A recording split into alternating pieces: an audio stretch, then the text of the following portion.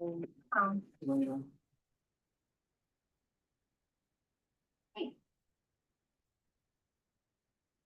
are good to go.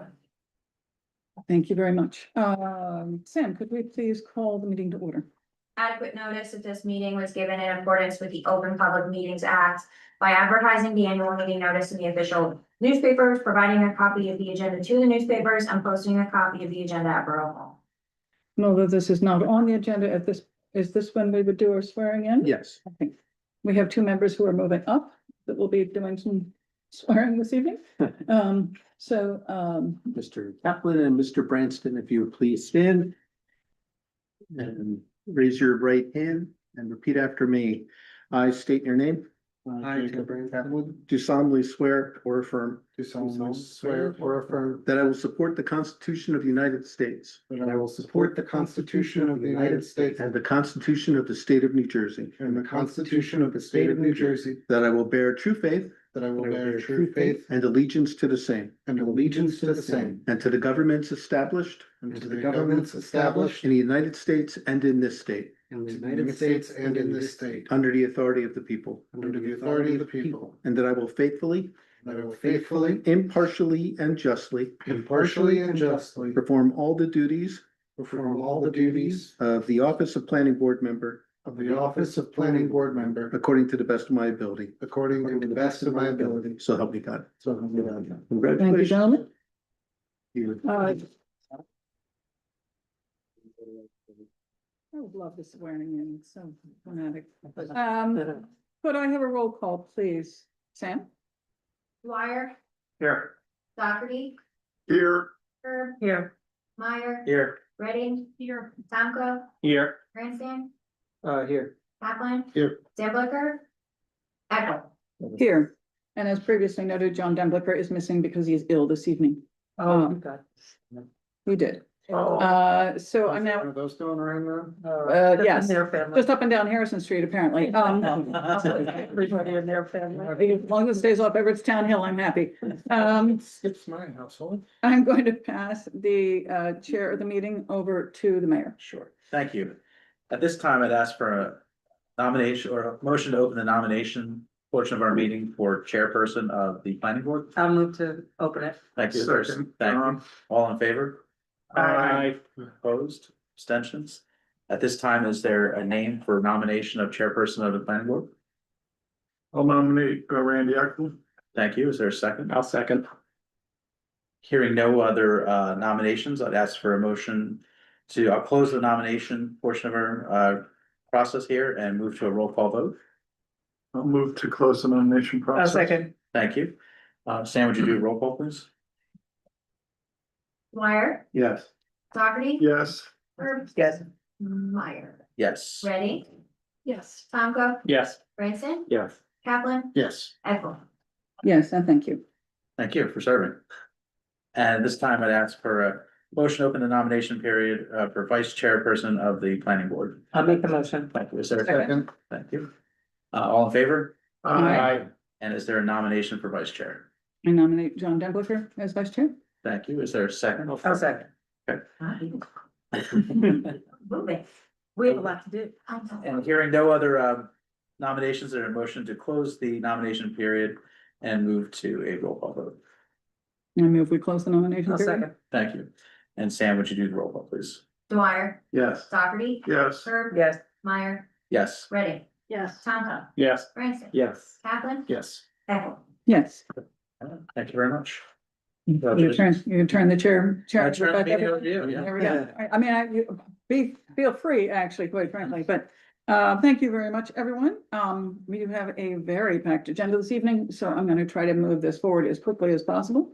Moving on to the reorganization agenda, so we can do this as a single item. I do want to tell everyone that I did review the contracts for all our professionals, as I do on an annual basis. And they have gone up very moderately. I believe the average increase in hourly rate is $3.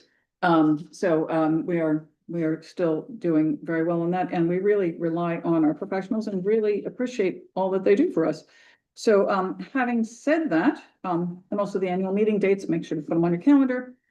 Is there a motion And we're gonna to, be starting at 7 p.m. and we're gonna be starting at Start to- 7 p.m. I'll Correct. make a motion to move the resolutions 1 through 8. I'll second the motion. Thank you. Is there any comment? No questions? Hearing none, could I have a vote, please?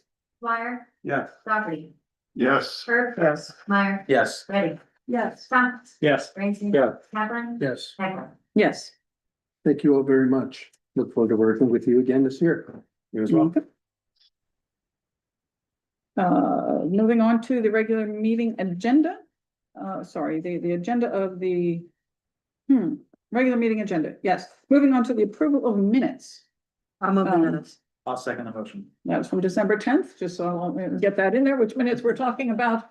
Are there any comments or corrections to the minutes? Hearing none, but I have a vote, please. Dwyer, Yes. Dougherty, Abstain. Herb, Yes. Meyer, Yes. Ready. Yes. Thomas, Yes. Branson. Yes. Caplan, Yes. Echo. Abstain.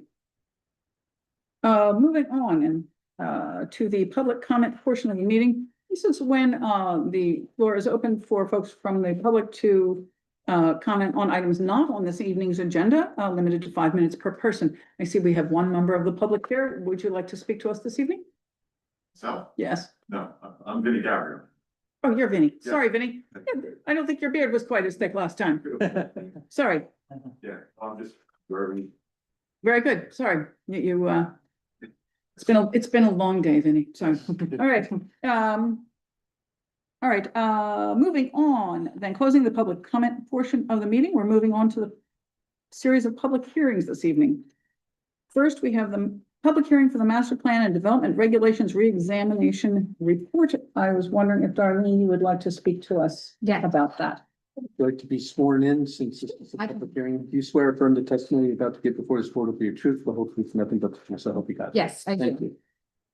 you. All right, so this evening, 2 of our 3 public hearings are related to the March 15th deadline. So as the board is well aware, we had previously adopted a housing plan. We've committed to doing certain ordinances in our housing plan. Under the municipal land use law, if you are making a classification change or a change to zone boundaries, if you do not have that change in an adopted re-exam, you have to give notice to everyone in that zone and within 200 feet of that zone. As you will recall, the adopted housing plan is going to allow ECHO units, elderly cottage housing opportunities as an accessory use in the R1 zone. We have a lot of properties in the R1 zone. So the council decided that it would be more cost effective to do a quick, simple re-exam that is just limited to the changes being triggered by the housing plan. Put that into a re-examination format. That way they don't have to pay, I don't even know what it is, $3 per green card. It's very expensive. And also a lot of Samstown. $12 to $15 to mail certified now. Never mind. Yeah. Very expensive. Very expensive. So, Yes. between the expense and the time, it was decided that we would do the re-exam. So the section that I would call your attention to is page 11. A re-exam has to have certain sections under the municipal land use law. This contains all of the sections, but it says at the very beginning that this is really a limited purpose re-exam. As you will recall, when we did the 2021 re-exam, that document was much more voluminous because we actually were looking at every nook and cranny of the borough. This is to merely accomplish the goal of aiding in effectuating the zoning ordinances. So section 5 on page 11 are the recommendations that we are including in this document. First and foremost is the R1 zone. As I said, we're going to permit the ECHO units, which are defined as self-contained units erected on a site consisting of an existing dwelling. They're restricted to individuals age 55 and older or those with disabilities. So that would be allowed as an accessory use in the entire R1 zone, subject to other standards, which will be delineated in the zoning ordinance. There's also going to be a cap on floor area as well as building height. And the funding is limited, so everyone will not be able to do this. There will be 4, it's first come, first serve, so we have funding reserved for 4 of those units, but it could occur anywhere in the zone. The second item is the R8B zone, which encompasses 3 block and lots. And that is to increase the permitted density from 14 units to the acre to 20 units to the acre. That is pursuant to our adopted housing plans. Then at the R8D zone, which is actually the church daycare property 2 doors over, here we'll be increasing the density from 16 units per acre to 28 units to the acre. Now, I know that sounds like a lot, and I will tell you that when we went actually through the mediation process, we discovered that the acreage that the property has on the tax cards is not the same as what your lot area definition is, because we have to take out the portion that's in the right of way. Okay. And so then, because the way our ordinance is written, lot area is then how you get to density. But if the lot area is reduced because it sits on the corner by 2 streets, we don't have as much lot area. So we would never have yielded what our 3rd round housing settlement had required, because once an application came in and we applied our definition of lot area, we don't have as much as what's on the tax card. So while it sounds like the density is increasing greatly, the actual unit yield is only increasing a very small amount, because the initial 16 units to the acre was based on the entire acreage, not the net acreage pursuant to our code. And then the last item, So basically, we're saying the same number we said before, it just the math looks different, so it looks at the 28. density is increasing a little bit because But in order to everybody be wants- set, I don't remember exactly how many more units, 5, Okay. not a lot, Okay. not a lot. Okay. But the major change is because of the the- acreage issue. Yeah, okay. Then the last item is Frenchtown Village rehabilitation area. So this was a very nitpicky item. Hmm. From Fair Share Housing Center. They could not wrap their head around the way our redevelopment plan is written for that area. And they want us to allow multifamily dwellings as of right. Which we do allow multifamily dwellings as of right, we just don't call them multifamily dwellings. And despite me describing that to them, they just couldn't handle it, so we need to add that use, which really already exists. We call it apartments. in the current Exactly, zone. which apartments are multifamily Mhm. units, but it just didn't work, despite Mr. Cruz and I's best efforts. The other requirement as part of our settlement was there is no density that guides the redevelopment plan, because it is very regulated through yard setbacks, coverage, and FAR is really the other key regulating factor to the size and scale of a building. However, once again, that's not something that Fair Share Housing Center can comprehend, so yes. FAR. Oh, Florida area ratio. So Fair Share said we need to have a density, so we actually looked at a handful of properties, corner lots, small lots, large lots, figured out based on the existing zoning requirements, if God forbid those buildings were torn down, what could the density be? And what we essentially realized is that you could get 20 units. There were some lots that could theoretically yield more, but 20 is where we thought it made sense. So now you have a density of 20 units to the acre. It doesn't mean that anyone's actually getting anything extra. It's just that we now have a density parameter or we will have a density That reflects parameter the current. that reflects Yeah. our current bulk parameters. So those are the 4 recommendations in this document. That's ultimately, a lot of it is background information that's required under the municipal land use law, but those are ultimately the 4 recommendations that the planning board would be making and incorporating if it were adopted.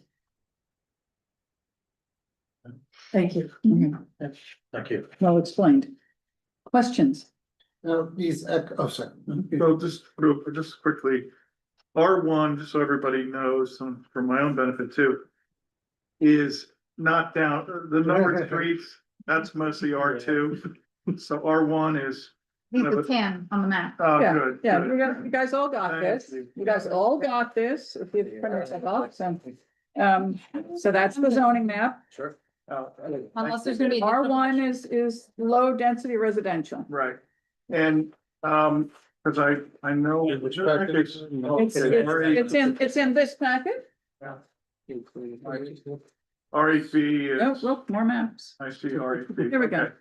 Thank you. Mhm. Madam Chair, big maps. so we say we have, permitting echo units in R1, and we have funding for 4 units. Yes, So I have 2 questions related to that. Are we going to allow more than 4 echo units in R1 if somebody wants to? And put one doesn't in need funding. And doesn't need funding? So that's number one, and related to that, talk briefly about what it means by funding, what that means, where is this funding, is it the affordable housing fund that the borough is maintaining? yeah, so good question. So the borough has an affordable housing trust fund, and when someone builds something new, like a new home, they are assessed a development fee based on the equalized assessed value of the property. That is done pursuant ordinance. And then that money sits in the account, it accrues interest, and then we are required to use it on various housing items. So we have enough money in the fund to cover 4 of those echo units. If we are so fortunate that more than 4 people come to us, so the 5th person comes to us, then it's gonna be ultimately a governing body decision from a policy level. Do we want to allow the program to go beyond 4? And, because we're not obligated for any more money. And so really then it's a question of, do you want to permit more than 4 without funding? Now, they would still have to be deed restricted and follow all the affordable housing rules. I don't know that anyone would want to do that without the funding subsidy. But I'll be thrilled if we have to face that problem. Why would that be a good problem to face? That means 4 people have come and taken advantage of the program, and we've got the 4 credits. That can then go Affordable towards the housing obligation. Okay, towards our. And Now, if, these are essentially, sorry, no, finish your point. these are essentially like mobile home kind of you. They don't have to be mobile homes. Modular, well, They when can I be hear modular. modular, I think, They could be modular, they could be stick built, we're not necessarily regulating. On the construction type, they have to meet the definition of a dwelling unit, an accessory dwelling unit. So they have to have their own kitchen, their own bathroom, their own entrance. So they're restricted on size then? We did restrict them on size because we wanted to make sure that someone didn't essentially build a second principal structure, a second home, and create a 2-family on their property. So that's why we capped size, and also, quite frankly, it's limited to seniors and those who are disabled, so, seniors shouldn't need a 4-bedroom home. so. I mean, they might want it, Yeah. but that also, remember, we're doing this for low and moderate income households, so Right. there's gotta be a rational nexus to the cost of that facility, the home and their income. So I'm a little confused about what the use case is. So these go on existing lots Mhm. that already have a primary residential structure. Yes, Are they then? So then are they designed to then be basically given to whoever the grantee is? To these echo units? I'm just trying to wrap my head around what. So the homeowner could then let their elderly in-laws move in, as long as their elderly in-laws meet the income level. So it's up to the property owner to decide what happens with these echo units. They're gonna be regulated because in the world of affordable housing, it's rules on rules on rules on rules. So they would have to prove whoever's going to live there, one actually meets either the age restriction or the disability restriction. Then they'd have to show proof of income that they really are low or moderate income household. which requires a plethora of paperwork to be submitted. I used to live in affordable housing. I know how Right, yes, rigorous yes, that process yes, is. very rigorous. So you can't just move in your cousin, because you like them. And that is all overseen by the borough's administrative agent. Now, is the homeowner allowed to collect a rent or a, They can charge rent, but there's guidelines on how much rent they can charge. but they don't have to? They don't have to. They could just give it to a relative.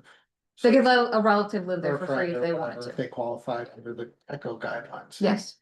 The benefit to the homeowner is that after it's a 10-year deed restriction, and after that deed restriction sunsets, then they can rent it at market rate and keep the unit forever. So there's a long-term financial benefit to the property owner. Because at the end of the day, you're getting a second unit that could be a market rate rental.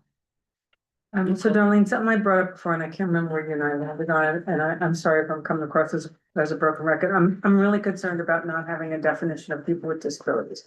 It's such a moving target in the United States these days, and I really think we should say something like people with disabilities as defined by the US Center for, We could do The we could use USCDC. the definitions that are in the Americans with Disabilities Act. or That is the default. Centers for Disease Control. Yeah, well. Because right now, because you Disability don't Act might be want better. this to be a Yeah, I don't, I'm not, situation, you don't want this to be a situation where people are self-defining disability.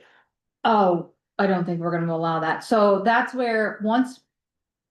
I think that's where we would talk to the administrative agent, because they But I'm ran just these worried programs that puts the otherwise. burden on the administrative agent. They're gonna be like, someone's gonna be like, I'm a person with disability. It's like, okay, well, how are you gonna prove it? Is it under the CDC? Is it under the ADA? Is it under the state of New Jersey? Like, I don't know what it is. And it's gonna cost us money and it's gonna go on forever. So I just kind of feel like we should just define it now. And we could do CDC, we could do ADA. I don't really care. But I mean, it's part of the work I do and I can see it like all the time. I mean, I will tell you, that's not really my area of expertise, and that's where I'd rather rely on the administrative agents who work for, dozens of towns and probably have this type of program somewhere else, so they might be able to pull something right off the shelf and go, here you go. I know, I just worry we're gonna be in litigation on it. To be honest, I think people will be looking for a place to say, wait, I have a disability and I don't fit in. The affordable housing program in New Jersey, if I'm not mistaken, under COA, this has been going on for some time, and the affordable housing program was available to both people with low income as well as low income with disabilities. Is that true or not? And then we could just refer. to it, Well, yes. Yes, I mean, there's a whole section in the rules about supportive and special needs housing, which essentially houses folks either with a physical or a mental disability. And this has not been a situation where, under COA and affordable housing prior in the state of New Jersey, that through NJPO, I haven't heard any cases where this has come forward where people have tried to scam this. Are you familiar with any? So I think I think Jane raises a good point, but, Yeah, I'm And not, whether it's I'm gonna not, be I'm not sure clarified in that the this has future, been a if we great need to get problem. this through tonight, I'm okay with. Yeah. I'm just telling you from some of the work I do, it's an issue. yeah, no, I work in the disability policy space as well, and I think having a firm definition is a great idea. It gives us something to lean on when it comes to determining what does and what does not count, so that we're not, or that, whoever is overseeing this program is not subject to saying, this doctor's note is acceptable, but this one isn't, or, this person's on social security, but this person isn't, and what does that mean for their disability status? So, yes, I think that having. My concern is that if you don't, if you put a definition of disability that doesn't coincide with the Fair Share Housing's definition of disability, They're gonna take it back that to this court. is just gonna be extending the litigation. And I'm fine if we need to adopt this tonight and Think about this moving clean down the this road. up as we move forward. I'm Yeah, fine I with think that's a that. good idea. But I 'Cause- think I think it's a real issue in New Jersey. Well, I'm also looking at the way this is written, because the sentence with disabilities is a quote where it is Yeah, I know, defined I by was thinking the same NJAC thing. 597, so we can't change their definition. Right. Right, so maybe let's put a pin in that Yeah, and look at tightening that up moving forward. Thank I you. just quickly looked at the New Jersey Division of Disability Services website, and they have a link to the New Jersey Fair Housing Act Administration for Disability Services, so I think it's already something that's. and if I heavily stick a regulated. footnote in the darn thing. Let's put a pin in that and revisit that, but I don't know that we need to solve that particular I'm fine with conundrum that. this evening. Agreed. I have one more question, if I may. Mhm. If a person wants to put an echo unit on their property, they need to meet setback requirements, Yes, and coverage. if they exceed or run up against any other things, like say impervious cover would be an easy one. Mhm. It's probably less likely in R1, given the size of lots, but let's say that happens. Would they need to come before planning and zoning for relief, or would they be granted relief by definition because? No, they'd have they to would come need here to for come- relief. Okay, Yeah. And we would not give them money until they had planning board approval. right, okay, so they need to comply. They're not being granted any relief by definition, so that's the right term. Okay. Thank you. Do we know in R one, given the setback requirements and the size requirements for units and the restrictions and all that we've discussed, how many of the units in R one, or how many of the parcels of land in R one would be able to support this? I mean, in R one, there's probably what? Yeah, Yeah, Lots. we're probably talking about dozens, maybe Okay. 3 dozen properties or more. We actually. We did come up with that talked- number, I think. We had talked originally about doing R1 and R2. Yeah. But the problem is, so many of the lots in R2 are already undersized, Right. that. it they would- wouldn't have the room for it. Exactly, or they'd be in a variant situation right out of the gate. Yeah. And we didn't, the whole point of this is not to make it cost prohibitive. Yeah. To actually, secure the permits to build the unit. Well, we're trying to incentivize the units because they'll help us meet our goal. Yeah, no, I'm Thank just you. trying to continue to wrap my head around it. Understood. Affordable housing in New Jersey is a interesting thing to wrap your head around. Yes, as someone who's experienced it from the other side as well, it certainly has. You can actually find these things on Amazon, a version Yeah. of them. The echo units. Yeah, I don't know what happens if you search echo unit, but Accessory dwellings. yeah, Yeah. yeah, Or unit. yeah, Interesting. But Amazon really does sell everything. Yeah. it's like it's the old Sears catalog. Yeah. The Sears catalog, but There's more some Sears- dystopian. There's some Sears houses around here. So Randy, do you need a motion? I think To the public. we do need to open it to the public. Because this is a public Okay, hearing. okay. So if there are no further questions from the board at this time, I'll open it to the public for public comment and questions. Hearing none, I will close. Motion to close the public. So, I'll move it. so I'll second it. We don't need to vote on that, do we? Yeah, you do. Yeah. You can do an all in favor. All in favor? Aye. All opposed? All right. If you were so inclined to adopt the master plan and development regulations reexamination, I prepared a draft resolution for the board's consideration. And you could entertain that by saying a motion to adopt the 2026 master plan and development regulations reexamination report dated January 6th. That should be 2026, I think. And adopt the resolution as drafted. I'll make that motion. I'll That second it. being this document. No, being the, This. On that. right? Oh, Yep. Yeah, All right. I second it. Who made the I first did. motion? Say Brad made the motion. We have a second. Me. Is there any further discussion? Hearing none, could I have a vote, please? Dwyer, Yes. Dougherty, Yes. Surf. Yeah. Meyer, Yes. Ready, yes, Jonathan, Yes. Ramsey. yes. Captain. Yes. Yes. Moving on to the Housing Element and Fair Share Plan, the HEFSA plan. This is the hefty looking document that I was showing the map out of before. It's back to you, Darlene. Do we need to swear her in? Because she's already sworn in, do it. Your oath accounts for the other two, all three. Yeah. All right. So she's already covered. And this one's had the date changed on it. So that's, so Yes. you're back on. I'm back. So we adopted the housing plan last summer. We went through mediation and now it requires minor amendments because of the mediation agreement that the council has entered into with Fair Share Housing Center. Because they were so minor, I actually tracked them because I thought it would Yeah, be thank you. easy. This was really helpful. To see, how little is actually featured in the document. So And if there's any formatting issues, once we accept all the changes, they'll be fixed, so don't fear. And we're also gonna update all the page numbers, but I didn't wanna do that until we accepted the changes. Sure. So as you page through, page 3, you will see we've enhanced the timeline to show what's happened since May of last year when we adopted the housing plan at the end of the month.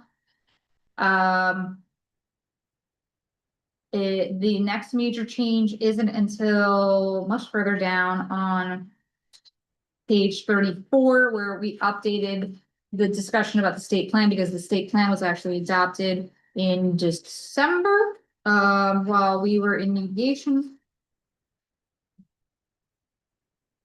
We updated the income levels on page 37 to the 2025 data has been released.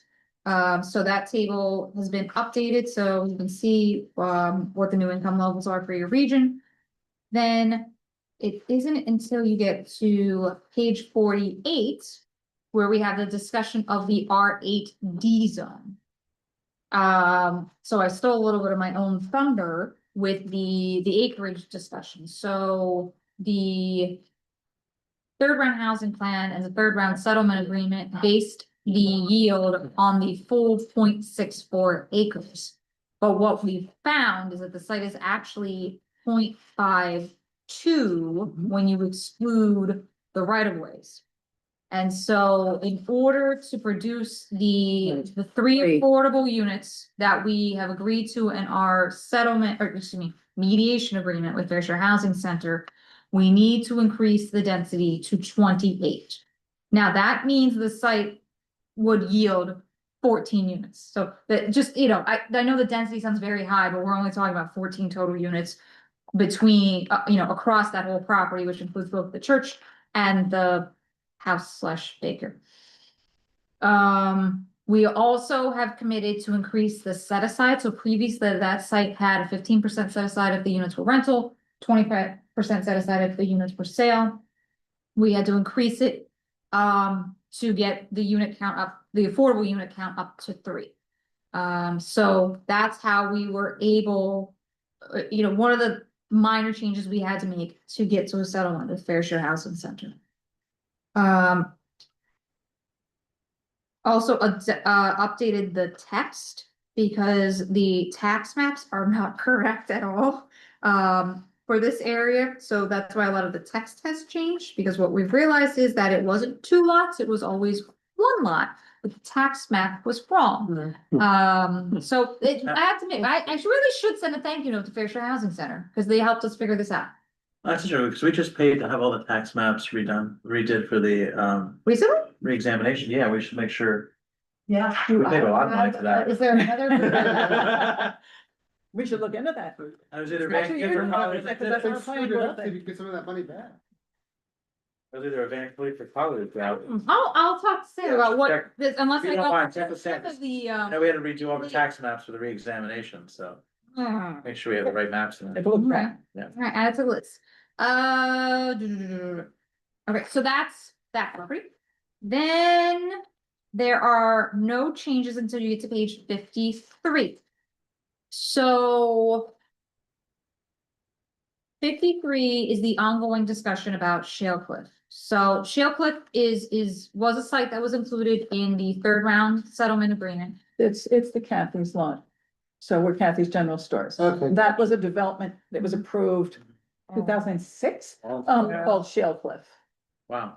So it was a long time ago. So when we refer to Shale Cliff, that's the lot we're talking about. Yes. Sorry, I thought. No, I'd give a little that's good. context. Thank you for context. So we have an email from the property owner saying he is no longer going to pursue those approvals. Plus, there have been so many changes since the 2006-ish approval from DEP with all those regulations. The project that this board approved would not be approved by DEP. So they were thinking of building housing there Yes. and Yes. it's been abandoned. Yes. We have an email from the property owner saying that he's abandoning that project. So in the world of affordable housing, that means the site no longer presents a realistic opportunity. And we have to remove it from our plan, which created a shortfall in our obligation. And that's part of the reason why we had to increase the church daycare site, because we have to offset for that. I wanted to do a reverse Cherry Hill, which Fairly special. You can do it, you can do it, but once again. Fair share housing center is just difficult, and also all their attorneys are not. Is well versed, a lot of them are new. So, Well versed is a very good phrase. a nice phrase. Yes, I understood. So we, a lot of the text has been removed because they could not understand reverse cherry notes. Which is fine. So similarly, there is some text that's been struck out under block 48 lot 7. That's over at Kingwood Avenue. That site also will not come to fruition for the townhome development that we had envisioned because of the unmapped C1 tributary. So Wait, where is that one? Where the That's, for sale sign is up on. yeah, it's But just as you pass Ridge Road. Okay, there it is. Unless- Yeah. Yeah, So we had to change the text related to those two sites. In addition, I know none of you will be surprised, but Fair Share also did not agree with our interpretation of 25%, is 25% of RDP. We had this discussion months and months. and months RDP ago. stands for. Realistic development There we potential. go. Instead of course, as predicted, they took the stance that it's really 25% of unmet need, which is very different in a town like Frenchtown because our RDP was 0. And so therefore in our original housing plan that we adopted, we said, well, we owe you nothing because 25% times 0. I feel like I'm actually talking to my 4th grader right now about math. And so instead they said, no, it's 25% times 22. And so that was part of what we argued with them during mediation. So for purposes of settlement, neither one of us have taken any official position. Also, by the way, too, there was a very long and hard fight about our vacant land adjustment that led to that 0 unit RDP. I cannot tell you how many, poor Chris had to sit through this, it was painful, I know. How many maps we had to share with them to prove there is no vacant and developable land in Frenchtown, Unless you want to build on a flood hazard. which you can't. And that's Okay, that's what has to That's be. the- in that's- defense, they have other towns that are not as up to speed as French. Truthful. Yes. So- truthful too. So a lot of mapping was submitted and finally they agreed that yes, there is no land in Frenchtown that meets the criteria that's described in the statute. So that's a huge win for the borough because a lot of other towns, even if they did their vacant land adjustment properly, did not get through this process with the vacant land adjustment RDP that they started with.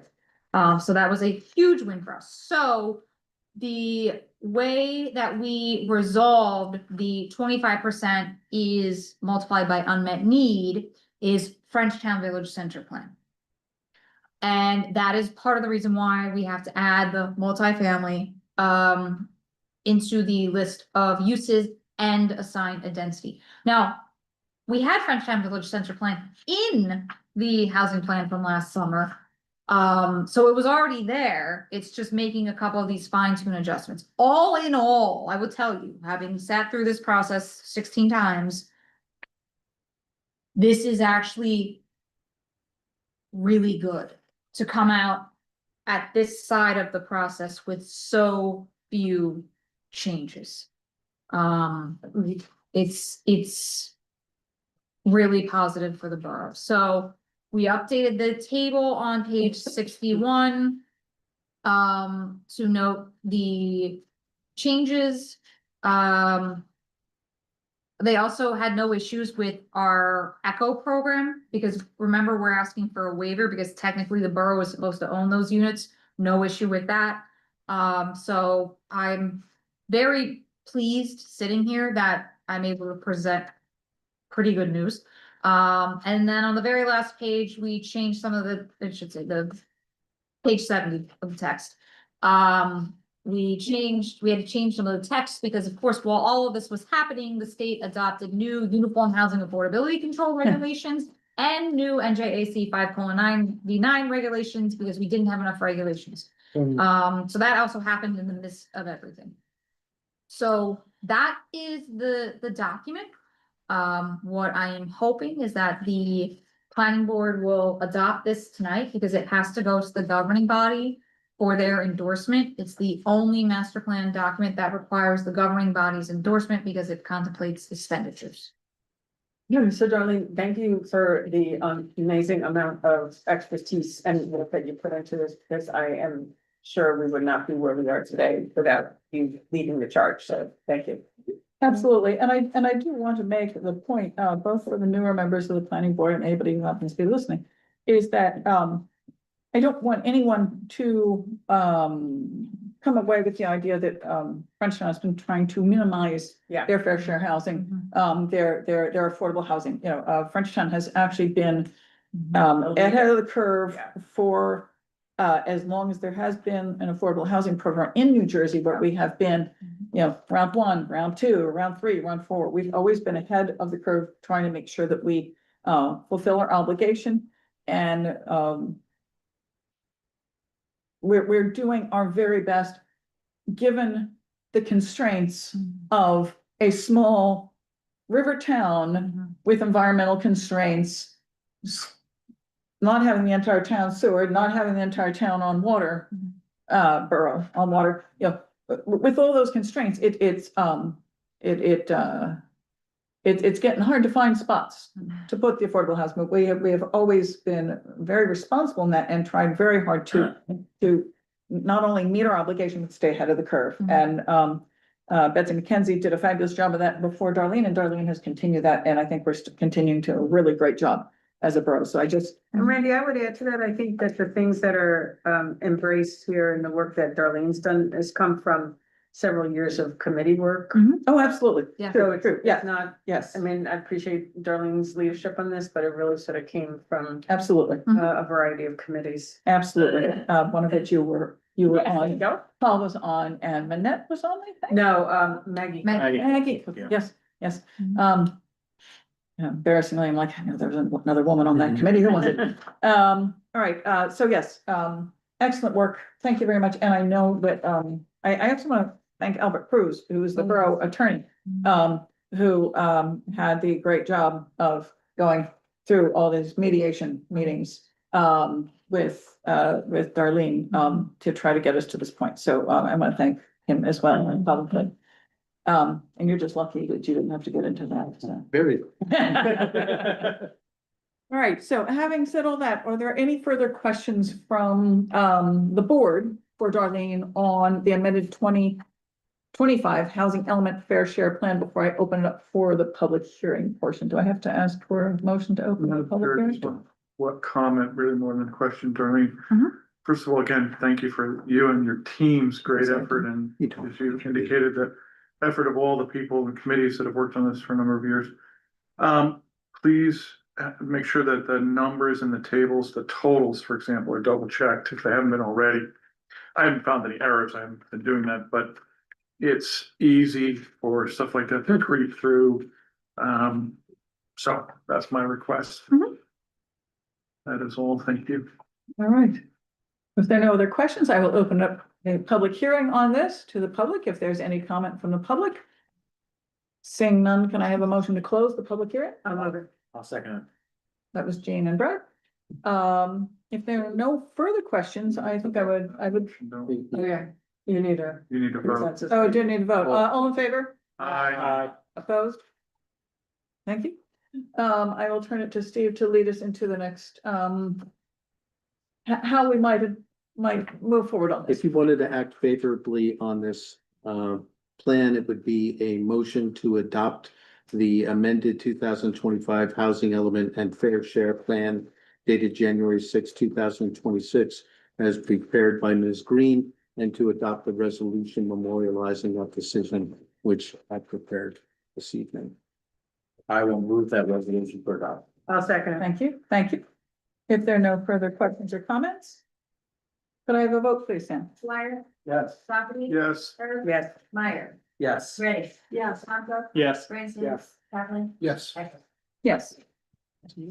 Wonderful. Moving on to the 2026 master plan amendment. We'll need to change the date on that. This was the one that, I was confused because it's 25. I know, this was the one that you guys started discussing, at the December meeting, when I was gone, and, there were, I did want to, make a couple comments regarding that. I did listen to, which I watched the video of the meeting. Riveting stuff, folks, riveting stuff. But I did want to be up to snuff on that, and I think having done that, I can move forward on this since this was tabled last month. At the end of the day, I think an important point to realize on this is that our zoning needs to reflect the real world. And, when we're talking about the R5 zone, the once upon a time Aries electric lot, it has been retail for 17 years now. This isn't a small experiment that we started last year, and we're still seeing if the neighbors feel okay about it. This has been retail for 17 years. We've had a restaurant there. We've had a brewery there. We've had 2 buttons there that sold everything, including Buddhas, statues, popcorn, and all kinds of interesting things. We have Studio 29 there. We've had a great deal of different entities in there. And to my knowledge, on the planning board, not only have we not had any complaints about that use as a retail space, it is in fact the only application we've ever given a variance to where we wound up with having a room full of people who got up and danced after we gave them approval. So having 17 years of retail space in a space and still having it so that anyone who wants to go into that space and open a retail shop has to come before us for a variance and jump through all the necessary hoops. That honestly, it creates an undue burden on the lot. And Ted, I think, made a comment about, the 1994 master plan says we should keep our business district in the central business district, which we don't define. 1994 was over 30 years ago. So, and there was also a comment in last month's meeting about the other satellite business district, which is the Barn Theater. Right. Which, based on, presentations by Rick Epstein, as well as testimony of one of my neighbors growing up who used to pick up his girlfriend in Peaburg. He was from Easton and drive in like the 30s down to go see a movie in Frenchtown because that was the place to go. We've had retail or something like retail between 11th and 12th Street for a really long time. This is nothing new. So I think, council asked us to basically tighten up the ordinance. Our zoning officer asked us to tighten up the ordinance and make it reflect what's on the ground, because we're really placing sort of an undue burden on the property owners, whether they want to, if tomorrow they wanted to sell it and have have 2 buttons come back, it would be yet another variance. And I can actually just picture, I don't think 2 buttons is coming back, but if they came back to us for a variance after 17 years after they got the first variance, put in 2 buttons, they would be rather confused at that situation. So, so I'm hoping, these were all things I couldn't say last month because I was flying back from Europe at the time. I'm hoping that maybe we can take a quick look at this again after everyone's had a month to contemplate these issues and maybe move forward on this evening. Yeah, through the chair, I appreciate the planning board taking a look at this and just memorializing what's already happened down there. Just from an implementation and day-to-day review of the property down there, when there's different questions that come up, our zoning officer has to rely a great deal upon institutional knowledge and files of paperwork to go through and give a quick answer on something, and sometimes extends out 2 weeks on something that's, to me, relatively germane and minor. So just having this codified properly with what's already happened there over the course of various planning boards would be very helpful just for administration, because we have a shared service in Lambertville. And so their zoning officer doesn't always come here with the benefit, especially of a new zoning officer, of all the history of the property and what happened down there. So they're relying upon good documentation to be able to carry out their job. The zoning officer may have never been in 2 buttons. I don't think it is. Yeah.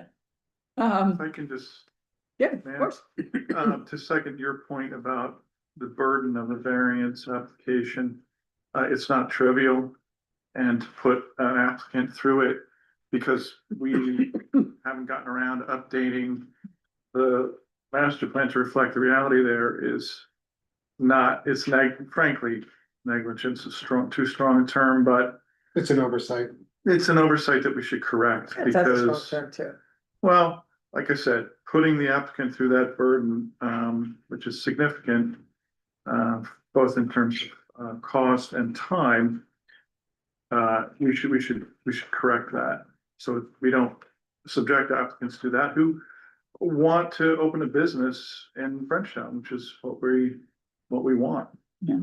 And I just want to say that, so, last month, I think I'm the person who initiated the conversation about pushing this, for a month, and I don't have an issue at all with what's on the table, and I'm happy to even make the motion. I just sort of felt like it felt a little bit, I don't know if rushed is the right word, and it was coming like, I don't know, a week before the holiday. And I just felt like, okay, let's just take a breath and wait a month so that people who live there could, if they needed to, have the opportunity to inform this decision. So, I'm assuming we haven't gotten any comments, so, I'm happy to make the motion when you're ready. Okay, yeah, we've never had, in any of the various retail variances that we've had to hand out for that lot. As I said, we've never had anyone, that I can recall speak against it. And we did literally, it's the only time we had the entire room jump up and dance, which was fun, if nothing else. Well, they had a parade too, didn't they? Well, yeah, but it wasn't in here. All right. Yeah, they didn't do a conga line out the door or anything. I just want to respond to what Gene said and said, I think it's fine that you asked for that, whatever you want to call it, continuance Yeah. to make sure the public had the opportunity to contribute or participate as appropriate. Thanks. All right, Did you want a motion? so, Public hearing. Oh, yeah. we have to have a public hearing on this. So I'm going to open up to the public for the public hearing portion, unless anyone has anything to say. We have a thumbs up, so, that is the comment from the public. I'll move to close the public hearing. I'll Thank second you. it. There's a second. Is there any further questions or discussion? from Yeah. the board? All in favor? Oh, right, all in favor, say aye. Aye. All opposed? Thank you. I'm happy to make the motion to adopt this amendment to the master plan And the resolution that's. and the resolution that's in front of us. Second. Second, are there any further comments or questions on the motion before us? Hearing none, could I have a vote, please? Meyer, Yes. Dougherty, Aye. Herb, Pass. Meyer, Yes. Ready, Yes. Thompson, Yes. Branson. Yes. Kaplan. Yes. Yes. Moving forward to old business. Wait, the hard work is still just starting. So we're gonna move on to the sign ordinance update, which I hope, and I apologize that I got to you late. That was an oversight on my part. So I'm gonna walk through it. You threw it very, Oh, yeah.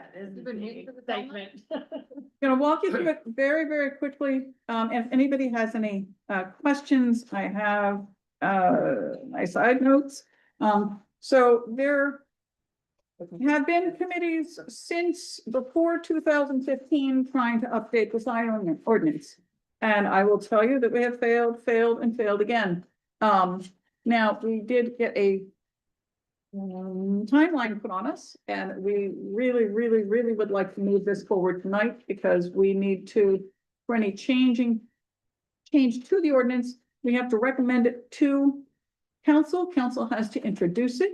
They then need to send it back to us for us to tell them that it's not inconsistent with the master plan, and then it goes back for public hearing at council before they can adopt it.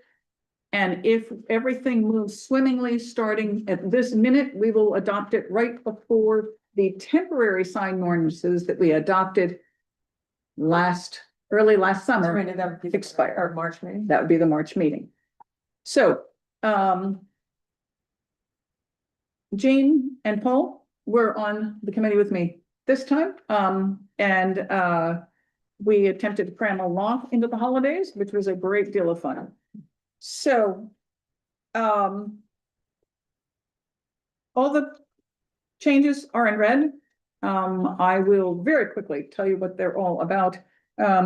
the very first one under A5 there, this is language that was requested from the zoning officer. Because as it was currently written, it conflicted with another paragraph because it excluded window signs, which are allowed elsewhere. Under 7, since sign applications no longer come before the planning board, they go to the zoning officer. Now that applicant, an applicant who felt that they needed after hours illumination, that would be an exception to it. So we as a committee put it in that they still need to come before the planning board if they feel they need illumination after hours. So that is not a zoning officer decision, that would be a planning board decision. Like for a variance. Yeah, it's not technically a variance but yes, they would have to come before us for permission for that. Under 8, the 3-foot minimum clearance, this is to make it consistent with other parts of the ordinance. This is to try to make sure that people can actually walk down the sidewalk. 9 and 10, the wood or wood-like materials and the historic palette. I can tell you, and if John Demblicker felt better and he could testify to it, although I think Brad's been around long enough to do this, when we used to hear sign applications, we would always say that the signs had to be wood or wood-like and apply to the historic palette. Well, even in the village center plan, I couldn't find anything about the historic palette. Although it does say wood or wood-like in the village center plan. So this is making it consistent throughout the entire sign ordinance. I got a chuckle out of 10 with the Benjamin Moore's historical collection, because I recall when these sign applications come up, and they say, what do you consider a historic plan? Go see the late Jane Hale at the Harbor. Well, but there are such as Benjamin Moore, but there are other historical palettes. So Yeah. Bear's got a historical palette. Yeah. From William Those are good, Penn. like, They're woodlands, yeah, Can we interrupt, Randy? of course. Okay, so I'm so sorry. Back to 9. Yeah. I think we need to be clearer about village center. This is making me shudder thinking back just to the amendment. I think either it has to refer to the full name of the redevelopment plan or a zone. Because don't forget, if they don't I don't think a sign would not necessarily trigger the village center redevelopment plan. I think we'd be better off saying R4. R4A and R4B? Yes. R4A and R4B. You got it. I don't want to get into the fight of where's the village center and Yeah. begin.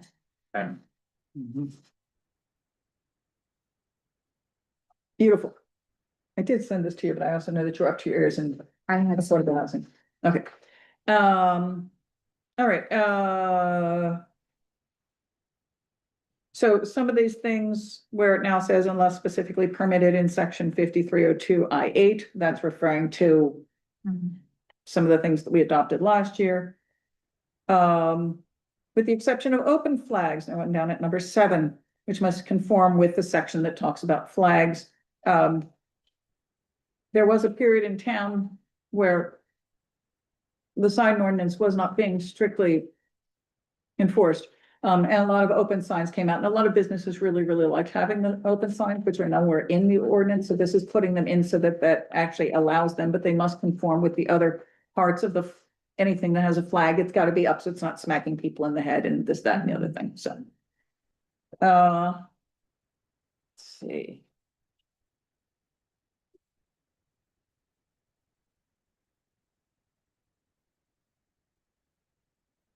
Oh, okay, so on page, moving forward several pages, permanent window signs shall be subject to approval by the zoning officer because people don't come before the planning board anymore for that. And then under ground signs, we added in state park boundary and state park frontage. Because one of the things that we're seeing is several of the businesses that front the towpath are putting up business signage on that side, and our ordinance doesn't speak to that at all. And this tells them how much frontage they have to be able to have a sign on that side. And, you know, there was some concern that we need to specifically tell them that they can't put it on state park property, but that's quite frankly the state park's problem. We haven't heard anything from state parks about this. No, but it's not their, you know, it's not their jurisdiction of what we allow people to put up signs that are but the state park. And if people put a sign on the state park property, it's not our jurisdiction to tell them to take it down. That's the state park has to tell them to take it down. So, but this at least gives us some. A buffer zone. Well, it talks about how far it has to be set back and everything else, because it was just silent before. That's good. More state park boundary. Oh, this was something that was specifically called out in the master plan, review. And we're moving down, we're now looking at on-premise directional signs, height of top of sign, which was either 30 inches or 9 feet. What? So we fixed that to no greater than 3 feet, which was recommended in the review of the master plan. And then we come to lighting, which has been something that's really stuck in my craw for many, many years now, because all of our lighting requirements for signage and businesses involved wattage. So we still have wattage, but we now also include lumens. And we added, based on a comment from Darlene, we added the fact that cannot exceed 3,000 Kelvin. So think about the Christmas tree lights that everybody had up, the little twinkly lights, and some of them were a nice warm yellow, and some of them were sort of an okay yellow, and some of them were that like poke your eye out blue, because, so those are the Kelvin, that's what we're talking about there, Kelvin scale. And I have a really bad illustration of that here, if you want to look at it, but 3,000 Kelvin is usually considered sort of the pleasant color, yeah. I don't wanna make any changes here, but I do just wanna make sure that folks are aware that lumens are not the only measure of brightness, and that lux, I sent an email. Yeah, I saw that. Lux can be because lux deals with how much light is actually hitting the surface.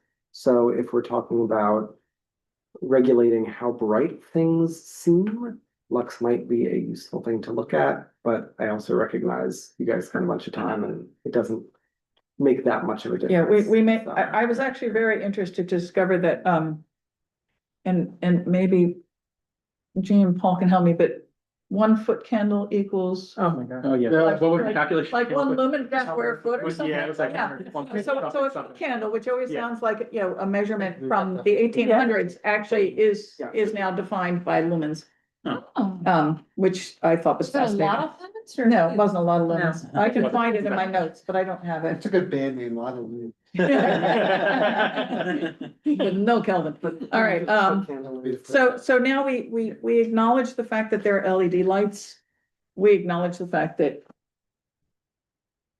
the wattage of an incandescent bulb is not a good way to measure things anymore.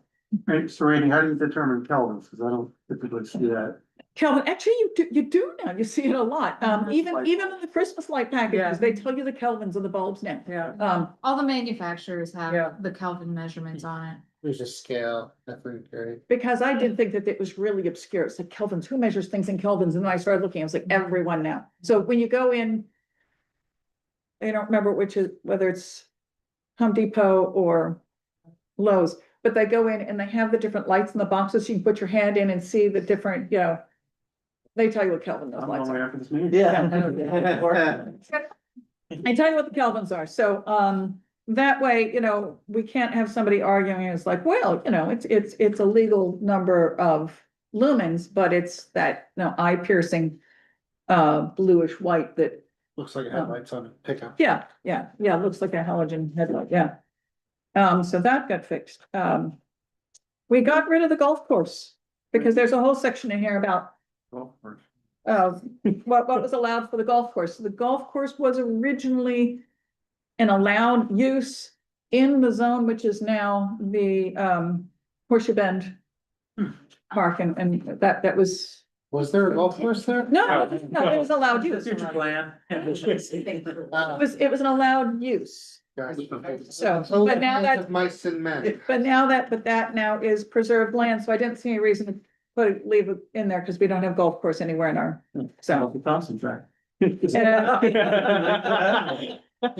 don't you throw that up the next meeting? Just sample it. For a couple par fives in there. Yeah. We changed the part with interchangeable letters, to advertise films or performances. Because Art Yard has performances. Temporary emergency signs. Cross out the following regulations shall be effective for 9 months commencing on the date of adoption. There was a discussion when we met whether or not, and we don't need to do this tonight to move this forward, but whether or not we need to put in a definition in our ordinance of what a temporary emergency sign is, because we have no definition of that. Well, and what's the duration? Yes, so I would like to keep moving this forward, but put a pin in that and add that to our definitions, what a Later. temporary emergency sign is. Because it doesn't, yeah. Some subsection number changes to make sure everything lines up. At the behest, I believe, of Jean, we now have that, we're talking about the sandwich boards. This had to do with what was originally a temporary ordinance changes that we introduced last year, and that they have to provide a minimum of 3 feet clearance at all times, not, occasionally or on Tuesdays. It always has to be 3 feet. So we just added that. It's a bit redundant, but it strengthens the language. Am I running out yet? I'm getting close. Another change to lumens for the nameplates. And then at the very end, we added, this is something that was in discussion last time we had a sign subcommittee, was to specifically tell restaurants they can have a standalone menu board. Whether it's freestanding or mounted on the wall, the lettering has to be 3 inches or less, and if it's freestanding, it has, I don't remember the wording here, but it has to be secure and it can't obscure the sidewalk and all those good things, because you go to most towns like Frenchtown and every restaurant has a menu box out, so you know before you walk in, but if you have to ask how much it costs, you really are easier kind of thing.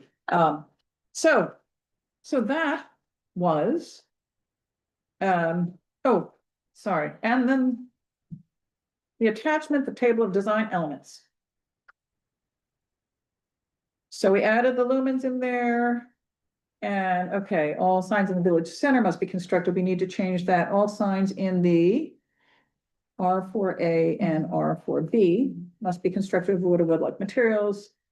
And good old Benjamin Moore's historical collection is in there again. So I think we captured virtually everything that was still pertinent that was on the wish list from 2015. Because I managed to dig that back out of. And believe us that Randy shared every document since. Oh, yeah. 2015. I think I terrified Jean. She was just like, you must have piles of paper at your house. So. Thank you to the committee for. Yes. Thank you. This has been seriously overdue. I'm all ears for questions. What have you got? Okay. So regarding lighting, and we've talked about this for with the advent of LED, it can be very harsh, and you've seen storefronts where they put up LED lighting in the front window, not here in Frenchtown, and it's really overpowering and obnoxious. Is that considered a sign, and is that what's addressed in the ordinance, or is that something we need to? So you're talking about interior lighting? No, I'm talking about, say you have a window, a street facing window, and they run a border with white or green or some, intense LED color. And, if you see it in the city a lot, let's say. It's like hearts for Valentine's Day. Yeah, and it's just overwhelming in terms of the color and the intensity, and probably over 3,000 kelvins. Is that considered a sign, or is that just lighting? It wouldn't That's be a just lighting. sign It's in not, our that's traditional- not Okay. under signs. But if you went up and applied the LEDs to the sign, then our. We ordinance would do address that. have, I believe, elsewhere in the ordinance, and I can't quote you chapter and verse, but I do believe elsewhere in the ordinance, you cannot have lights on your business property that exceed a certain number of foot candles at the property border. Okay. So, and I think that is, that has nothing to do with this per se, that's just in general. As a matter of fact, I know that we have that, because I know of a case where, at least one case where a neighbor called another neighbor about their lights, which did not exceed the foot candles, but regardless, the zoning officer had to come out and look at that. So that is both for businesses and all properties. So, you know, you can't put a spotlight on your driveway, which also happens to light up your entire neighbor's backyard. You know, and leave it on all night, every night. You can't do that. So we already have that. So if we had a business that decided to outline their entire store in garish, very high Kelvin lights, I think that would be the part of the ordinance that would come into play, would not be the sign ordinance. Because this has to do with illuminating signs. That would have to do with just overflowing, light pollution, basically, off the property. So I think we do address that, but I can't bring that up off the top of my head. Anyone? Question. Yes. Is are neon signs addressed specifically, or are they permitted as long as the? Fluorescent, indirect lighting, the use of fluorescent. Or other vapor light, LED. So fluorescent is the same as neon? It's not. But it's Not a a vapor light. Neon's vapor light, okay. Thank you for someone who knew more about lighting than I do. So yes, or other vapor light. So yes, neon apparently is. Is there, but again, it's gotta not exceed, So, can't be obnoxious to the right. neighbors. So it's permitted, it just gotta be within the Yeah, parameters of the lumens and stuff. are there any other questions? The only changes that I have to it are a change in the two different places, the R4A and R4B, where it used to have village center. Yeah, one other point of information. Have you checked to see if the historical palette is still a thing with? Yeah. For- Yes, absolutely. Good. I even look at it, and the Benjamin Moore Yeah. historical palette has like 145 colors. Yeah. So we're not asking people to pick one Yeah. of three colors. Yeah, it's a fairly broad number of colors. It's really not, you know, I don't know if you've been to some of the historical towns in, say, for example, Massachusetts. But there's some of them where apparently the number of colors that you can have on your sign is one, and it's one color. I mean, there's one town, I'm trying to remember the name of it, been there many, many times, and it's very funny because it doesn't matter whether it's TD Bank or it's McDonald's, all their signs are the same color. Hmm. It's very monochrome. So we didn't do that. There's still quite a good selection of colors available. Sorry, I just had one other Of thought, course, which I feel like I remember seeing something about no strobing lights in here. oh, could be. Now I'm not seeing it. The LED lights often, especially the cheap ones, strobe at the same power lines. Yeah, that means that someone could complain about that. Great. So if strobing is in here and your lights are strobing, I don't know if I remember the words. Because maybe can you it's search just for strobe? starting to get old, but when I'm driving at night and there's a cheap LED. Did you just say you're starting to get old? I'm sorry. Hey, get out. Um, Get out. Strobe is not in here. Not in here. So me, Is this the is strobe moving. considered animated? What about flashing? Is strobe considered animated? No, I don't think so. No, Just from a cursory search of the internet, it seems that vapor lights and neon lights may not be the same.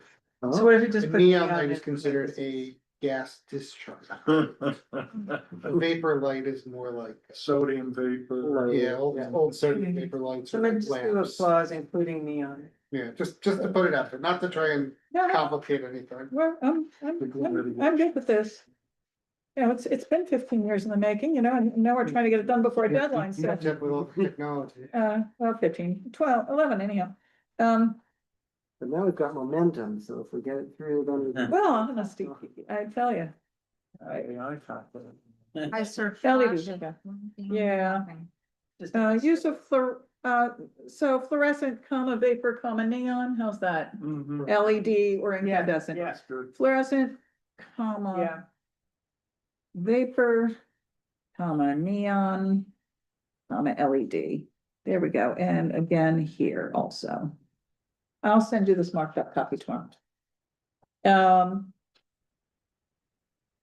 Yeah, Randy, in a lot of my towns, under the prohibited sign section, they will say, you know, no sign shall blink, flash. I thought we had that. I just went back, like, Everyone pick a page. I searched flashing, blinking, nothing. Okay. I like that. Let's put that in because that, Jonathan, Would that go under? prohibited signs, B. Maybe. There's a Topic contingent. Number 5. Is it Wait, anyway animated or amid smoke? Smoke is a, yeah. So mix it in with that? Yeah, Yeah. Animated, emit smoke, visible vapors, particles, sound, odor, flashes, strobes, yeah. Good question, actually. or is just annoying. So adding flashes or strobes into Yeah, I that? think so, yeah, Yeah, yeah. I think that's clear. Yeah. Number 5, You just about the need- radar, reader boards and the attraction boards. It doesn't apply to like the reader boards that the police department uses. No. Right, they're exempted from, They're exempt, okay, because that's municipal. okay. Yeah, Brad, you can put one up too. Okay. No, that's, I believe somewhere in here, I think, you know, like permanent signs. I was quite surprised to see, also have to comply with this that are put up by the borough. Okay, But I think reader signs, I think are, the use speed ones and Yeah, that kind of. yeah, okay, that's- okay. I'm not gonna tell the police they can't do that. Okay, good catch on the strobing. On the flashing. Anything else? I had a question. So there are now all these signs that are using wind. They're the blown up sign, like, but yes, that guy with the arms, I hate him. Yeah, we had one of those in town for a while. Inflatable waving arm, maybe. We had one. How many people remember the guy in town that did that? Carpet guy. The carpet guy. Yeah, we had one. Because under prohibited signs, 3 talks about movement, but Mhm. being confused with a traffic signal. I will not confuse the wavy arm guy with a traffic Right. signal. And I don't know technically if that would be considered, Inflated. A sign, well, I don't know that it would be animated. but are they signs? Well, Or are they sometimes, And so any- I have a Papa John's next to me and he's supposed to look like a little chef and he's got an arm that waves like this with the wind. Okay, so Um, how about under 5 is in any way? Well, it says animated or emits smoke, animated. When, Or moving. I mean. Moving, I mean, I don't think we'd want any sign that moves. I mean, certain- Why should the sign move? with the exception of flags, Right.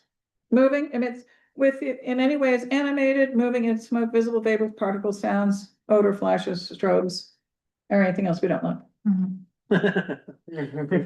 Anything else that would appear as a complaint on the picture. Would you wanna say inflated, or is it any Sure. way? Let's go down the rabbit hole. You have- Inflated? Okay, let's take out moving, because we already have animated, inflated, Yeah, Inflated. inflated.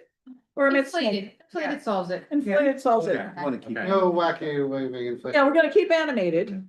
We're Yeah. gonna take out, we were gonna put in moving, Yeah, forget the put moving, okay. animated, inflated. Yeah, I like that. Yeah, okay. Sorry, maybe this is just because I grew up in New York. We don't have the like rat here when there's like a union thing going on. that's not a sign. That's not a. That's not a sign, that would be, that would It's like a protect political persons. protest, I would view that as, right? Yes. Yeah. Yeah, Since that's the not a rat sign. doesn't have a symbol on them. As it'll long be as the fine. rat doesn't stick around for several weeks, we're As long fine. as the It's rat a doesn't temporary have a emergency stroke. sign. You ever seen those inflatable baby Trump? Yes, let's not go there. Okay, okay. Understood. What next, Randy? I think if people are agreeable to what has been presented with the amendments that I have captured, I think, we would make a motion to send, It would be a motion to authorize the board secretary to send the proposed ordinance to Borough Council for recommendation for adoption. So can we do that even though it was listed as old business and not as like an action item on the yeah, agenda? because we're just recommending something going All forward. right, It's, okay, so I'll make that motion. I mean, old business, it's nice when we actually get to take action on old business. Okay, I'll make that motion. Second. Second, there we go. Are there any further comments? I had one more question. Yes, go ahead. Sorry, which is just what happens to existing signs? Like, Oh. they're gonna have to comply with this now? Or is their grandfather? They're mostly grandfathered in, Okay, great. yeah. I don't know If they are destroyed or removed, they can't be reconstructed unless Right. they are in conformance with the ordinance. Yes. I have a quick question. Yeah. Who enforces all of these signs if there are infractions? The zoning officer, Does he randomly walk around? he So- mostly is going to enforce them based on complaints. It's the same as the enforcement usual. of people who don't shovel their snow. Just curious. We Yeah. Make all these. Guilty. So if you have an open sign flopping in front of your business that smacks little old ladies when they walk by every day, then some little old lady is going to complain about that. You know, and eventually The zoning officer. we'll get to the I zoning pretty much officer. knew the answer. My question was, when is there enforcement? Because we can make all the rules we want, but unless it's enforced, this just languishes. When the borough has enough money to hire a full-time zoning officer who can walk around and make sure everything gets enforced, but at the moment, and I think this is true in most of New Jersey, quite frankly, most of these things are enforced based on either egregious infractions or, Someone Complaints. highlights it for a zoning Yeah. officer.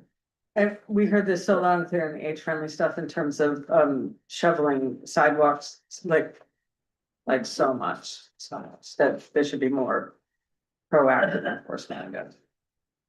So, thank you. it's a fair question. All right, we have a motion, we have a second, no further comments or discussion? Hearing none, could I have a vote, please? Dwyer, No. Dougherty, Yes, Bird, Yes, Meyer, Yes. Yes. Yes. Green. Yeah.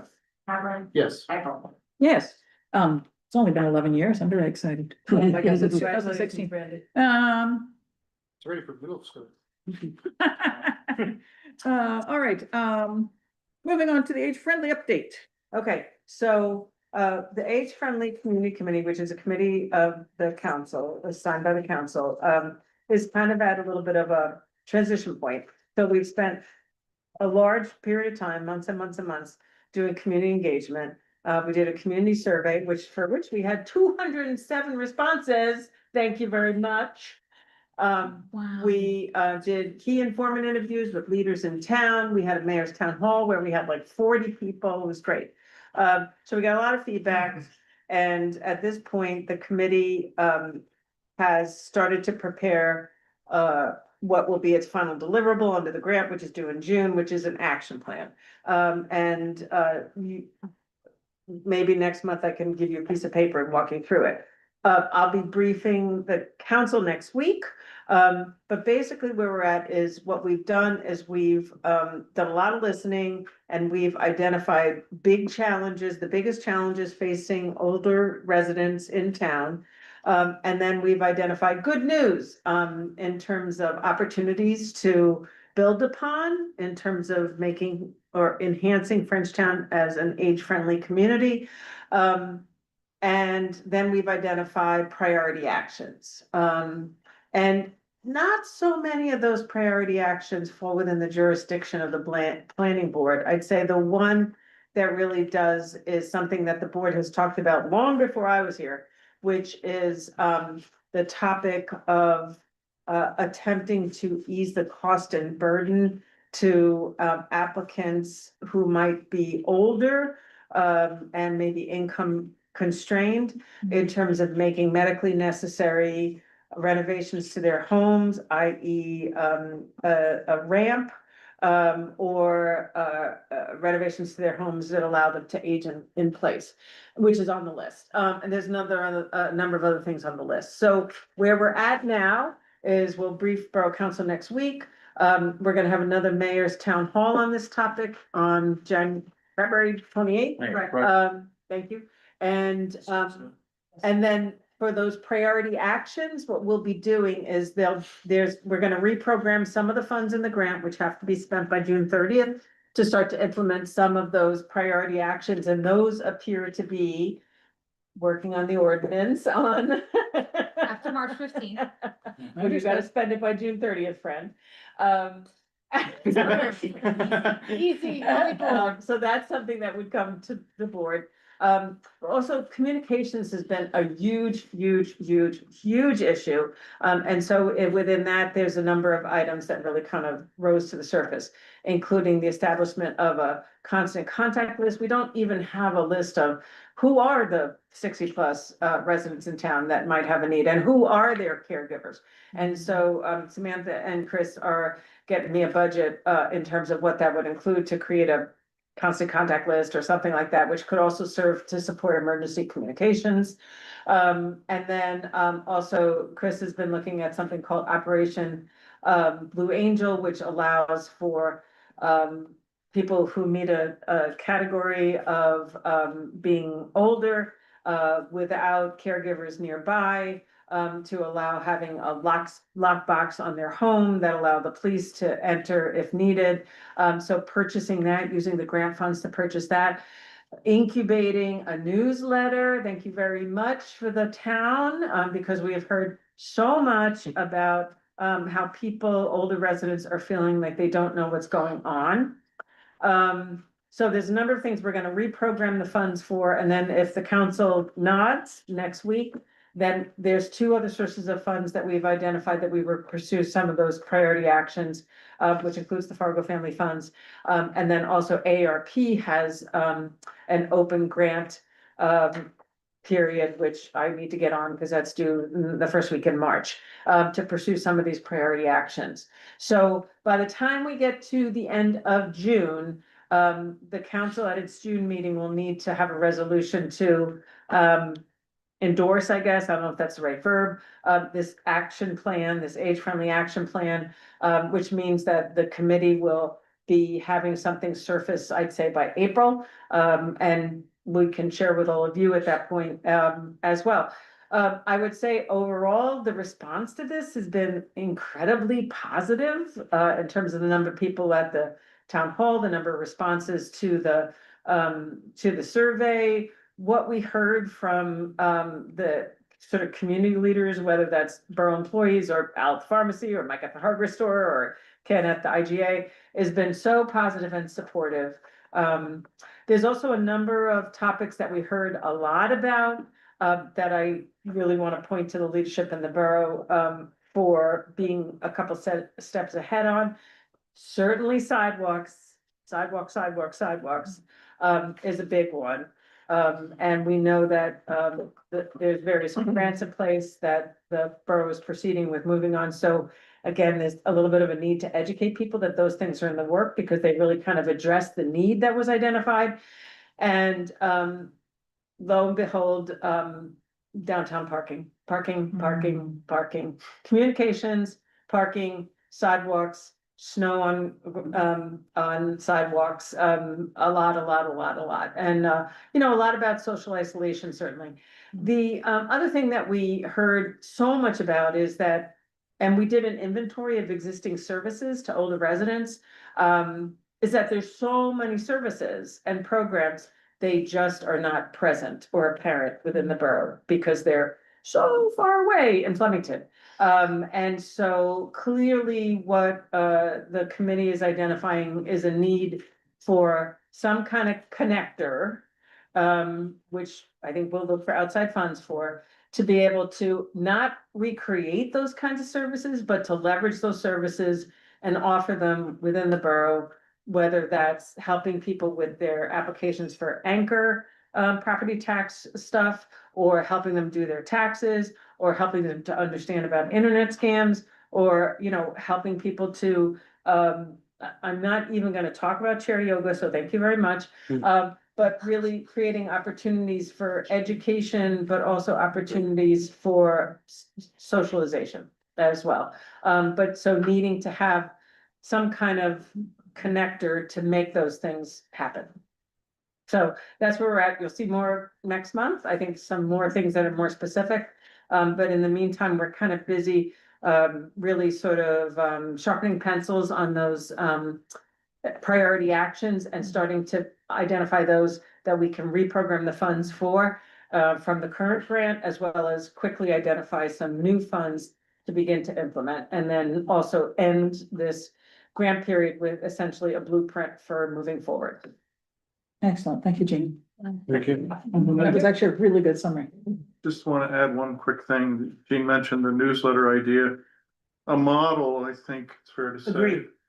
For, you know, what we'd like to do is what's called Voice of Interested People in East Amwell Township.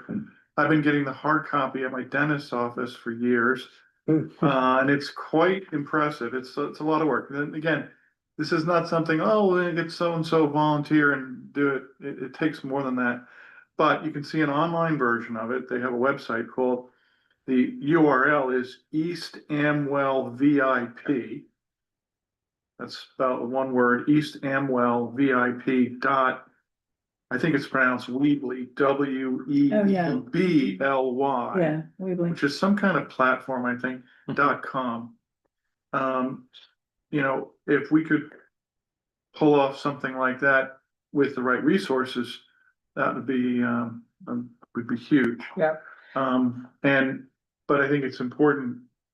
One of the things we heard is we don't want it to be strictly online because, Right. you know, not all the people we're trying to reach are online. And the example of it being at the dentist's office is a good illustration of one way to distribute it. It's not, because mailing would be expensive, so, you know, having it available around town for people to pick up. Yeah, and I think what, you know, we have learned is that we can offer great programs and services, but it means nothing if we don't have a way to tell people about it. Right. I think the other thing that we heard from older residents, but also younger residents and students, is there's real interest in creating sort of a brigade of volunteers. And that's a great idea, except there still needs to be a connector to make that work. So while Mike at the hardware store, you know, is like, look, I can, you know, have the hardware store be a place to host a Mr. Fix-It program. Someone's got to like make that happen. Someone's got to make it happen to connect an older resident who needs their sidewalk shoveled with volunteers who are willing to do that, or volunteers who are willing to, you know, deliver library books or curbside groceries or prescriptions. So There needs to be a nexus. yes, Yeah, so there it's needs this somebody in the concept, middle. so I keep using the word connector to connect the volunteers, to connect the data about who are we even talking about, because we don't even have a contact list of people, to be able to move it forward. So I think looking at, you know, some of these things that I keep calling early actions, and really trying to create the impetus to, it's not giant dollars, right? To be able to get those in place, to create the momentum for moving forward. But in other words, try to get somebody, it's a job for somebody.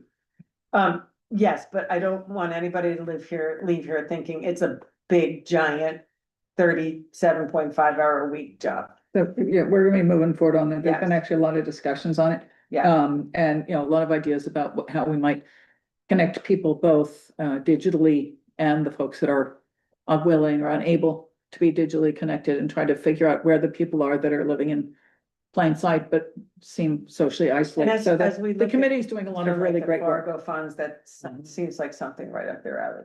Yeah. The committee's doing a lot of really great work, but I think we're gonna move on now to the rest of the I'm good with agenda. that. But thank you very much for that really great summary of what that committee has been doing, because it's actually been quite a fun committee to be on. And this food. Yeah. And there's food. That was the best Um, food. We should get some different restaurants in Frenchtown. So, affordable housing update. Do we need to know more? about Oh, there's affordable nothing housing? to We say sort of there. did that, didn't we? I mean, we did, just so you know, there will be more on your agenda in February. And Okay, what are we looking for in February? looking forward to, I love that You're thought welcome. process, Randy. You will have zoning ordinances for master plan consistency review. Assuming they are introduced by council, on February 4th. In addition, you'll have the, affordable housing ordinance for master plan consistency review and the development fee ordinance for master plan consistency review. Okay, perfect. And we're, at this point, we are, knock on wood, on schedule to hit our deadlines. Yes? We are on schedule. The only thing that could potentially muck it up is that Fair Share is due to receive copies of drafts by Sunday. The wrinkle is, we're gonna be introducing those documents next Wednesday. So if they come back with substantial changes, We'll have to reintroduce. we'll either have to reintroduce, or I know what I have not talked to Mr. Cruz about this, but what some of my towns are doing, just because there's not enough runway, is we will adopt the ordinance that we put And then in amend. place, and then we will subsequently at the March meeting, introduce the new ordinance to Mhm. amend, and the program will just have to wait. You know, Yeah. this, we're all doing the best that we can, rolling as fast as possible. Okay, wonderful.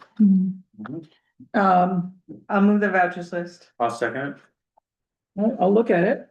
It'll take long. There we go.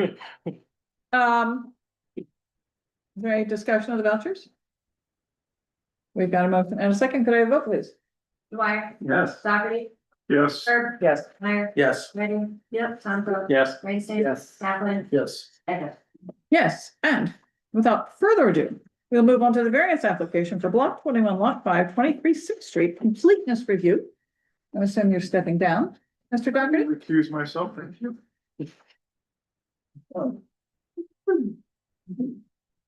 Sam, if I do not send you that marked up document tomorrow, Tomorrow. nag me. Yes. Good evening. Good evening, sir. Go for it. I just sat the on attorney in Milford. I'm here for the authorities variance application.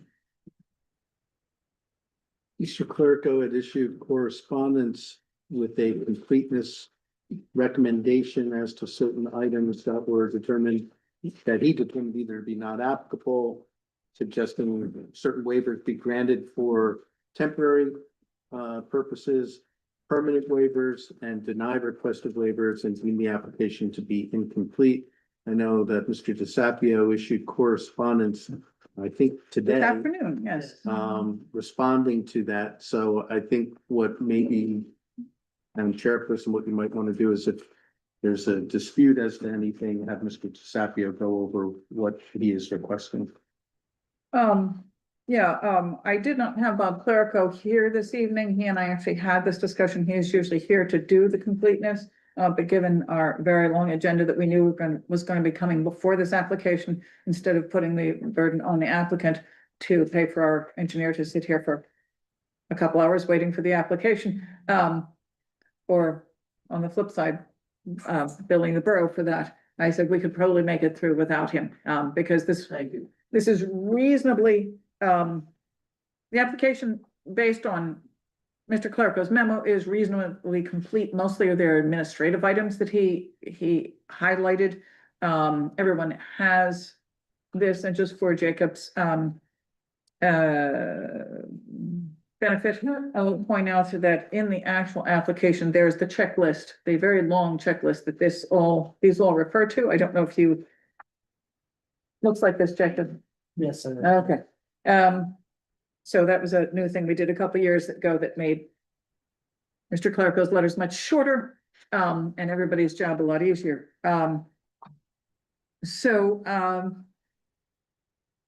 If we go with Mr. Clerico's recommendations, I could simply focus on the incomplete items, yes? Yeah, or do you want me to go through them? Or if you would like to go through them very briefly, and Sure. since we do have Mr. Clerico with us? So you're working off his January 24th. Correct. Yes. And Mr. DeSapio can weigh in as we go through it, but there were certain items that Mr. Clerico agreed that were not applicable that I won't discuss here. He suggested granting temporary waivers for checklist items F and Q, which were the utility payment cert and attached payment cert. I understand, Mr. DeSapio, that you received those today. Have you provided them to the board secretary? Well, I sent an email to the board secretary, but I want the copies to the. I'm sorry? Excuse me. I sent an email with those to the board, secretary administrator. And I have copies, like actual anything copies with me tonight. Okay. Oh, nothing. So we can either consider that as complete or granting that waiver for completeness purposes only, just confirming that that's been received. Granting permanent waivers as to the requirement for an LOI, which Mr. Clerico didn't have an objection to. And he recommended denying the requested waivers for provision of the adjoining owners list and the approval signature block and the key map. And I think Mr. DeSapio is asking that those matters be provided as temporary waivers and allowing to be deemed complete and if they're provided within 2 weeks. Yes. We'll have our professionals place those names on the map and as well as the key map in here. And the remaining items that weren't provided are checklist items L, the title search, and 1 signed sealed plans, and 32 the easements per the title search. Do you have a title search, or are you going to provide that within that same 2-week time period? We will either get the present title insurance policy, which will reflect if there are any easements or restrictions. Or we will get a new title search within the 2 weeks and provide. I think that Mr. Clerico is probably, knowing him, is probably not just gonna ask for the title search itself, identifying the easements. He's gonna want copies of the easements as well. So it's not just the title policy that you're gonna require. It's probably gonna be a title binder for the actual search with the documents attached. I understand that. What I meant was, if we have the title policy, it'll reflect what the easements are. Then I'll obtain copies of the easements from the county clerk's office and provide them to Mr. Clerk with the, and to the board with the title binder, with the title policy. So if the board, the way you usually treat temporary waivers or otherwise called waivers for completeness purposes only, those are waivers that you're allowing the applicant to provide notice of hearing and schedule the public hearing, but it's conditioned upon them actually providing that information within 2 weeks of today. And if they don't provide that information within the 2 weeks, they're doing so at their own risk, that they won't be able to proceed forward if you allow them to be deemed complete and scheduled as for public hearing in February. If there's something that you want to see right now, before you even deem the application you complete, you should not grant that waiver. But if these are, which they appear to be, administrative items and something that if they're provided at least 2 weeks in advance of the public hearing, that Mr. Clerico would have enough time to be able to issue a report based upon that. So what we're suggesting then is to If you want No, to not- put in a motion. well, I was just gonna review it for the folks here. Except the items that Mr. Clerico said were not applicable. The number 2, grant temporary waivers, the utility payment certification, tax payment certification, which I understand were both provided today. So they're now moot. Grant permanent waivers for the LOI, which is item X. Number 4, where it says deny the request for waivers, turn those into temporary waivers. Correct. As well as the items where the application is deemed incomplete. Items L, 1, and 32, those would all be conditional waivers that would have to be provided no later than 2 weeks prior to our February meeting. That's correct. Does that make sense to everyone? Yes. Yes. I just wanted to make sure we went through the list and didn't lose anybody in the weeds. Does anyone have any questions or concerns or comments about that approach? Yeah. Sounds reasonable. Now, why don't you see if you can put that into words? Sure, it'd be a motion to grant to grant the determinations as set forth in Mr. Clerico's correspondence as filed as follows. Number one, the items that are not applicable agree with that. Number two, grant temporary waivers as to checklist items F and Q, as well as checklist items 3, 6, and 9, and checklist items L, 1, and 32, to grant permanent waiver as to checklist item X, and to deem the application complete, conditioned upon these items being provided at least 2 weeks in advance of the public hearing. That's it. I'll make the motion to approve that resolution. Thank you. Is there a second? I'll second. Thank you, Paul. Are there any further comments or questions on the resolution? Hearing none, could I have a vote, please? Dwyer, Yes. Bird, Yes. Meyer, Yes. Redding, Yes. Tomco, Yes. Francis. Yes. Kaplan, Yes. Nickel. Yes, Thank you for your courtesy. Can I ask just one question? yes, sir. Do I understand that your meetings now are going to be at 7 p.m.? They will be at 7 o'clock moving forward. So for the purpose of the public notice, I notice February 25th at 7 p.m. Yes. Thank you. Thank you very much. Thank If you would be so kind, sir, to stick your head in the office on your way out until Johnny can return to the meeting. Oh, okay, sure. Are you texting him? Yeah. Okay. Shout really loud. Stranger things have happened. All right, moving on to correspondence, council reports, etc. I have just a couple things. Had a meeting of the New Jersey planning officials on Monday. Many of you know that I'm on the board of that group, and things are going along swimmingly, but I do have, and I didn't make copies, I can send it to everyone, but I have a list of their dates for training for 2026. So these, anybody who's new to the board needs to take training. I can never remember how many months you have to take the training. It's like, It's that was 18 or something. I don't Yeah, it's a remember. long time. It's like 18 months. But the good news is all this training is now over Zoom. You don't have to actually go to Voorhees High School and watch me hand you bagels while you take it. They were good bagels.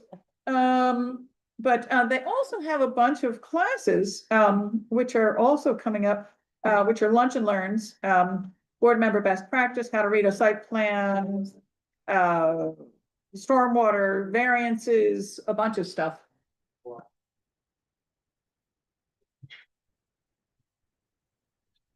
Oh, that's my. That's my. Don't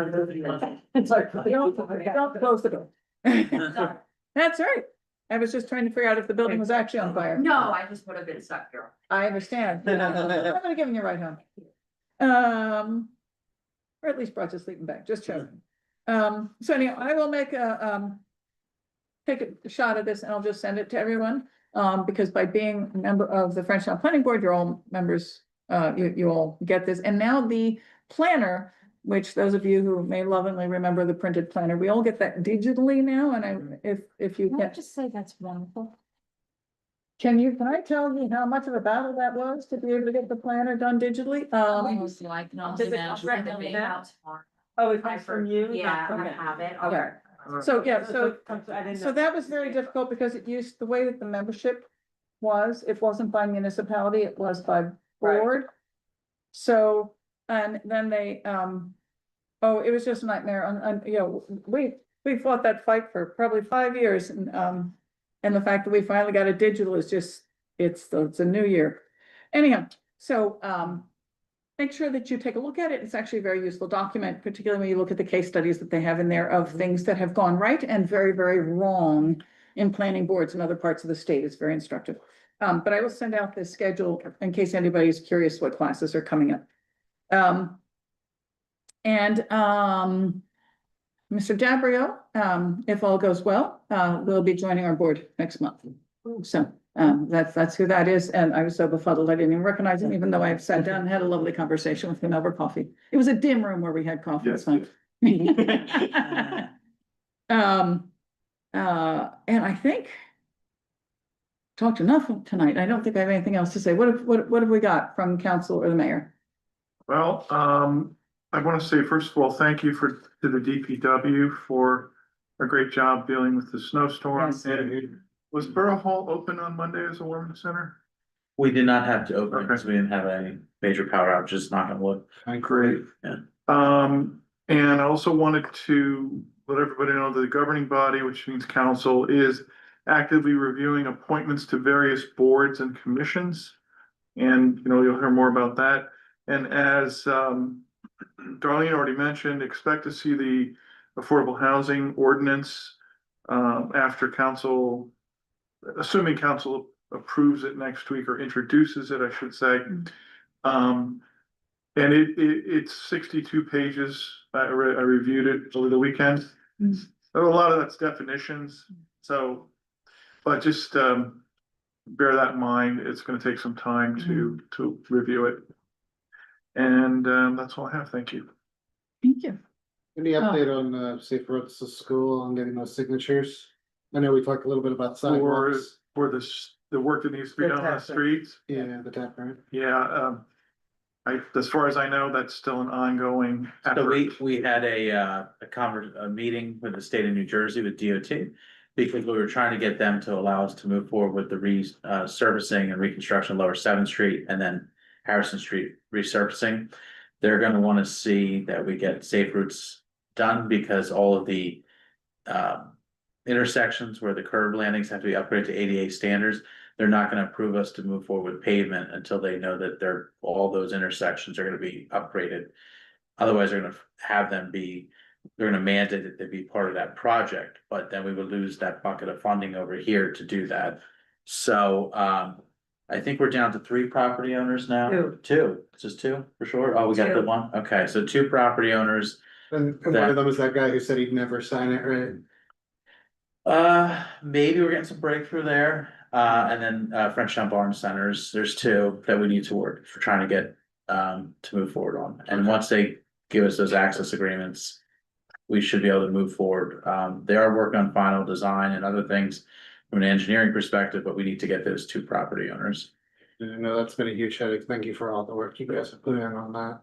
Thank you. Yeah, I mean, I think once we get that, done and we have agreement on that, a lot of other projects in town can move forward, but. Yeah, I know this has kind of been the dike, the finger in the dike. that's Yeah, in the it's water. really been very difficult. I know, Chris and Sam have worked very diligently on trying to make outreach to both of them. Those property owners that we're working through a couple of things to try and finesse to get signatures. Also, I just want to note, I know there's been a lot of conversation in town about electric charging stations and other things. I'm putting our administrator in touch with an outfit that reached out to me. They're American-made electric charging stations, but this company actually, for municipalities, handles everything from A to Z. So they come in and you give them the spots. They pay to construct and build the electric charging stations, and then they give a revenue share back to the community for using your public lands to put in the charging stations. So Where would these go? we had initially talked about putting them down in the municipal lots, at least 1 or 2 in each municipal lot. Probably they don't have any interest in going along the river, obviously, but the Sicko lot would, be a spot. Yeah, level 2 or level 3 chargers? Don't know all the details on that yet. Sorry, as an EV owner, I'm interested. Yeah, we don't have any currently, other than that Country Classics that. Right, we have the level 2 blink chargers, which don't work half the time. Oh, okay. Can they get upset if you don't live in the country? Yeah, they don't allow they sent this in this letter I told you about. Yeah, That, we know is probably against all the stuff that went into to allowing that property to be built, but one of the things is they've said that they don't want non-residents using the blink chargers. Which is ridiculous, cause none of the residents have electric. well, Well, these, the nice thing will be that there'll be a charge, but we would share in the revenue of it for providing the public lands to put them in. So we'll see if they're on state contract, all that good stuff for public procurement. Things are moving forward, the backup generators, for both, DPW and the sewer pump station. Hopefully at our March council meeting, we'll have something for that. Backing up just one step, if nobody in the Harrison Squares got electric vehicles, but they have the stations, but they're complaining if people come that don't live in, could we make an arrangement with Harrison Square? Yeah, we'll do, I'll talk to Chris about that. I know we have to have a separate meeting with them about some vegetation issues. Well, I could see. I don't know. Just from my perspective, as an EV owner, like just to enlighten, for those who do not know, there are several types of charge. Level 1 is when you just plug it into your wall at your house and it charges. It's a charge, it's very, very slow. Level 2 is a little faster, it's usually about up to 10 to 11 kilowatt hours. But to fully charge your vehicle on that will still take you several hours. Level 3 is like when you plug it in and it charges your vehicle up in 20 minutes. So I could see how, because they have level 2 chargers, if someone comes in, say with 20% charge and they want to, put their vehicle on there, spend several hours in town and then come back and leave. That I could understand them seeing, because they're prime spots right in front of their buildings, having someone park there for 6 hours on a charger who isn't a resident. I get. I'm just suggesting that that the borough might be able to work some sort of magic and come to some sort of agreement. There's no one who lives there who has an EV now, but tomorrow there could be. There could be, Yeah. yeah. So there just might be some, I just There might throwing be- it out. there's- Oh, I'm sure there's middle ground there, and And and I'd be interested to see what kind of chargers this organization will be interested in putting who in. didn't want non-residents using them? They do not want non-residents. Who's The that? Country Classics, the owners. The association, is it an association or? No, No, the it's property not. owner, Yeah. the company that built The the. apartments are separate from the, for sales. Yeah, no, there's no homeowners association, and as a homeowner there, I can tell you, I would die before I let them make a homeowners association. Okay. hang on, I didn't mean to just derail things. I'll let you keep going, Brad, go I ahead. think, honestly, other than that, that's about it. We're gonna have the town hall on February 28th. But, again, if we can get these 2 property owners, it's gonna move sidewalk project forward, it's gonna move resurfacing project forward, and it's gonna move the downtown program forward. So we've got to get these 2 property owners over the finish line or find a way to work around them. Thank you. Yeah, pick up their houses. Very good. Is there, I don't think we have anything else. So much to my surprise, it is not 9:30 yet. Is there a I'll make a motion motion to to adjourn. adjourn? Thank you, Jean. Is there a second? Very well. All. That has seconded. All in favor, say aye. Aye.